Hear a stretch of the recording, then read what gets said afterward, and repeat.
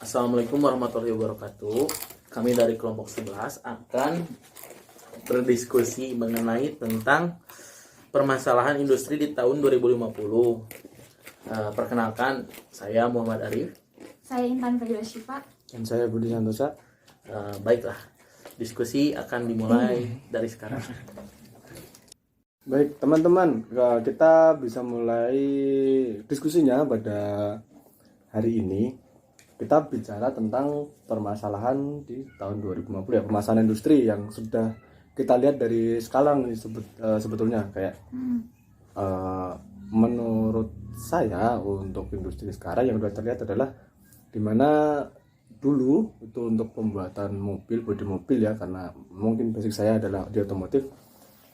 Kita lihat dulu pembuatan bodi mobil itu dilakukan dengan manual, kayak pembentukan itu menggunakan sistem kayak genteng dan sebagainya, dan sekarang sudah menggunakan robot. Dan untuk kita lihat di pengelasan welding yang terlihat sekarang sudah menggunakan robot juga, dan efeknya yang terjadi adalah yang jelas pengurangan karyawan. Nah, ini gimana nih tanggapan kalian mengenai semakin banyaknya penggunaan robot di dunia industri ya?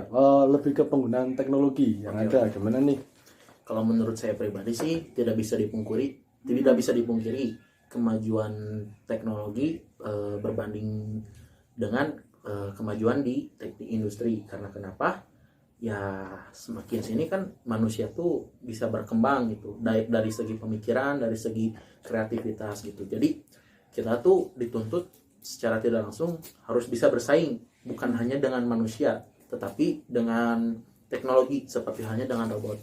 Untuk mensiasati hal tersebut, kita sebagai sumber daya manusia atau bisa dibilang warga negara Indonesia harus siap gitu untuk kedepannya. Apalagi nanti di tahun 2050 kita tuh harus siap gak siap, dipaksa harus siap untuk menghadapi hal tersebut. Karena apa? Berarti kita untuk bisa bersaing dengan hal tersebut, kita harus meningkatkan yang pertama tuh meningkatkan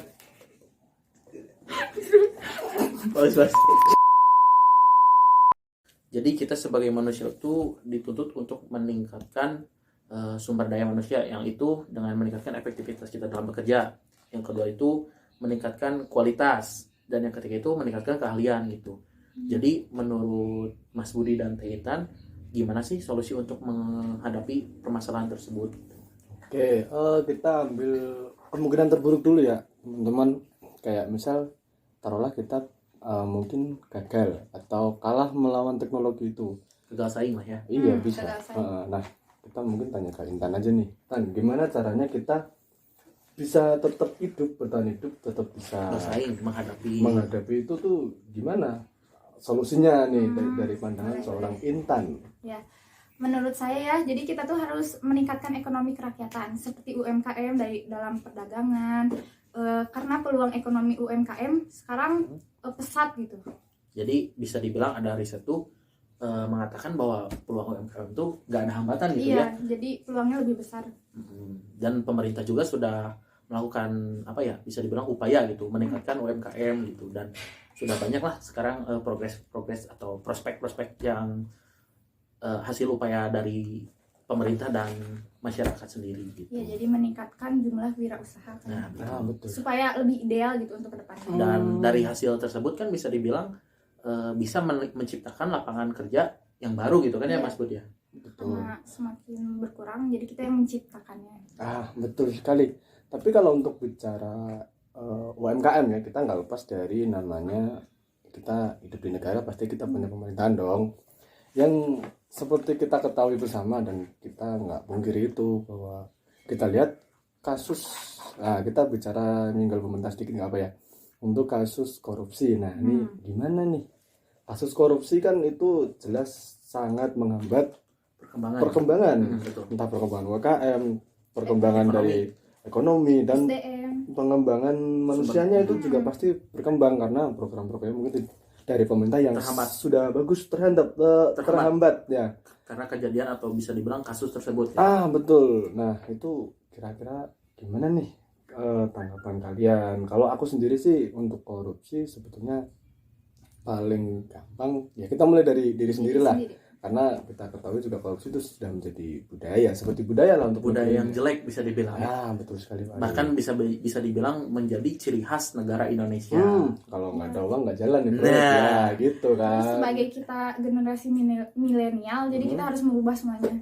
Ya harus Dari ada diri langkah. sendiri, Jadi diri Pasti. sendiri. dari diri sendiri terus kita lakukan istilahnya tuh apa ya, penyuluhan lah istilahnya, edukasi gitu Edukasi ke masyarakat. ke masyarakat, terutama generasi muda, karena kan pemuda itu Betul. ya tunas suatu bangsa gitu kan bisa dibilang. Iya. Jadi Benar. kalau misalkan pemudanya kita sudah benar, tinggal dibenahi, ya insya Allah gitu untuk kedepannya Indonesia bisa berkembang gitu dari segi sumber daya manusia, dari segi ekonomi dan industri gitu. Karena dari hal tersebut ya bisa dibilang sangat mempengaruhi gitu.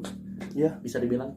Sangat menurut saya itu sangat mempengaruhi untuk perkembangan negara ini yang ya sebetulnya mungkin peraturan-peraturan yang dari pemerintah atau program-program dari pemerintah itu sudah bagus untuk negara ini. Cuman Jadi ya, terlalu menurut produktivitas tenaga kerja yang atau bisa dibilang sumber daya manusia saat ini tuh menurut kalian tuh kayak gimana gitu untuk saat ini?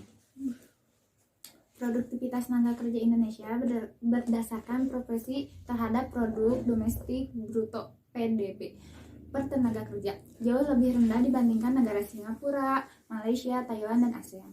Dalam hal ini, produktivitas tenaga kerja Indonesia dengan ukuran PDB adalah 9,50%, jauh di bawah Singapura, yang mencapai 92%, Malaysia 33%, Thailand 15,40%, dan ASEAN 10,70%. Nah, dari permasalahan tadi, menurut Intan, apa sih solusinya? Solusinya sih melakukan strategi produktivitas negara dapat ditempuh dengan melakukan pengembangan jumlah wirausaha Indonesia sehingga mendekati proses ideal dengan langkah-langkah seperti pertama, perbaikan manajemen dari birokrasi, kedua, melakukan inovasi, ketiga, meningkatkan kualitas manusia, dan terakhir mengembangkan budaya produktif di lini usaha. Kesimpulannya, kita sebagai kaum milenial dan penerus bangsa jangan sampai tergilas oleh kemajuan teknologi. Harusnya kita melangkahi teknologi atau membuat teknologi itu sendiri. Merdeka. Merdeka. Mungkin sekian diskusi dari kelompok kami. Kurang lebihnya mohon maaf jika ada kekurangan atau kesalahan dari kita sendiri. Ya kalau misalkan ada pertanyaan mungkin ya mending tanyakan saja pada rekan-rekan yang lain atau pada dosen. Ya, kalau tidak mungkin bisa ditanyakan pada rumput yang bergoyang. Ya. Terima kasih rekan-rekan atas partisipasinya untuk menyimak forum diskusi kami. Sekian dari kami pamit undur diri. Wassalamualaikum Wassalamualaikum warahmatullahi wabarakatuh. Waalaikumsalam.